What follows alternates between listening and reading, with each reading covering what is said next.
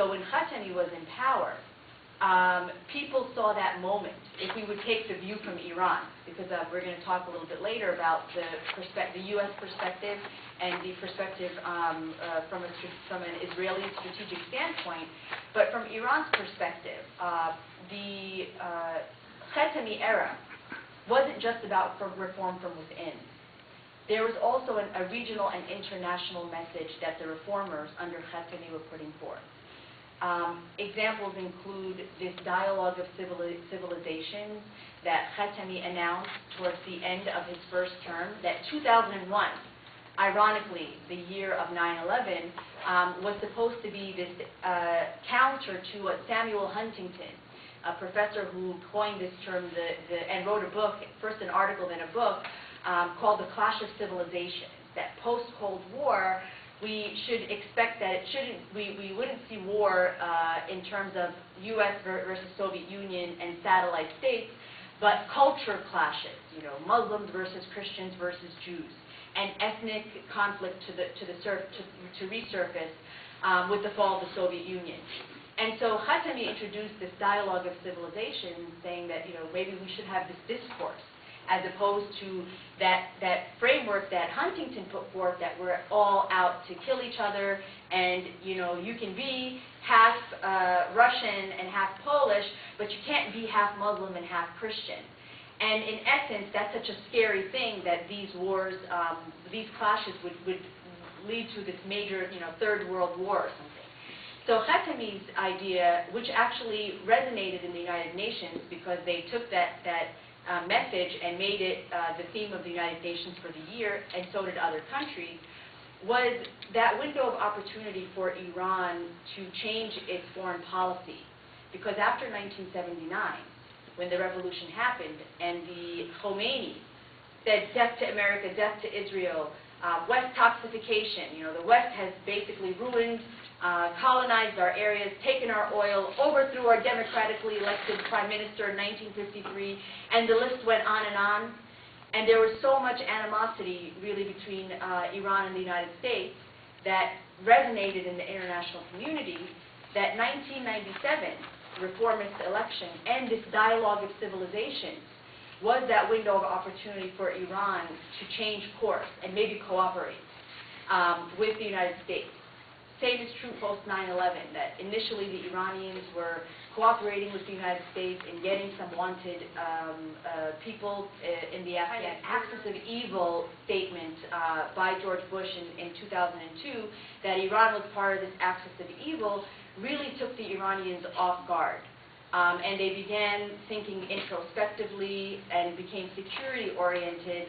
And the Iranian students who said, we were the first to light the candles in the vigil post 9/11 in memory of those who died.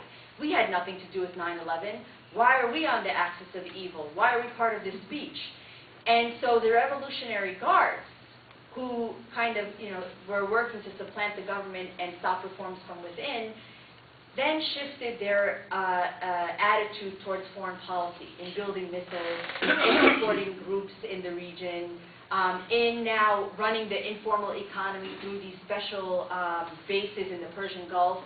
And so what we've seen in Iran from 1979 until today is this stage of a revolution that was institutionalized, that was extremist, then the rise of the reformers who wanted change from within and also international change, and then those conservatives who didn't want the change either internally or externally, who worked to co-opt the supreme leader himself, the different institutions, the economy, and everybody in between to guarantee that they would actually survive as an institution, the Revolutionary Guards did.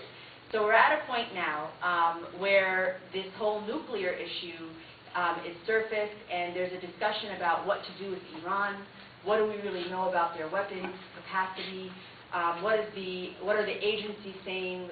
Is Obama's approach with this new nuclear posture plan a proposal in thinking of a multilateral way to deal with Iran, getting China on board, stopping Iran from becoming a nuclear power, how to deal with this?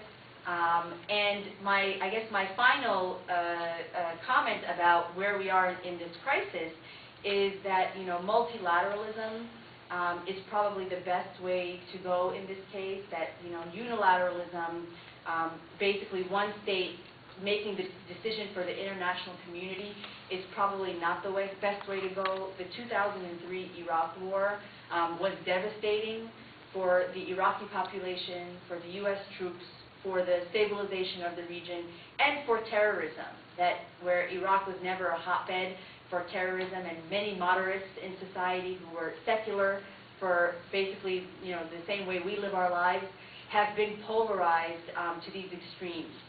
And what that unilateralism on the part of the United States did in Iraq is it created a hotbed for terrorism when there really wasn't one there.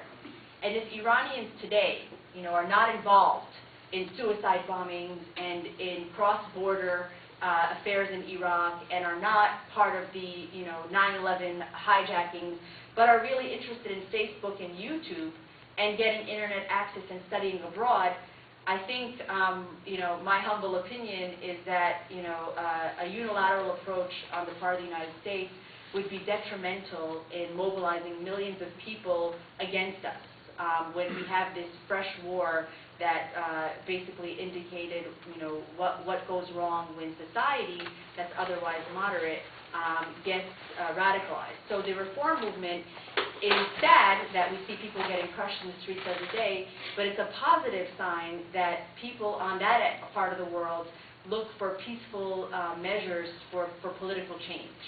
And I guess that's where I'll probably end my talk. Thank you.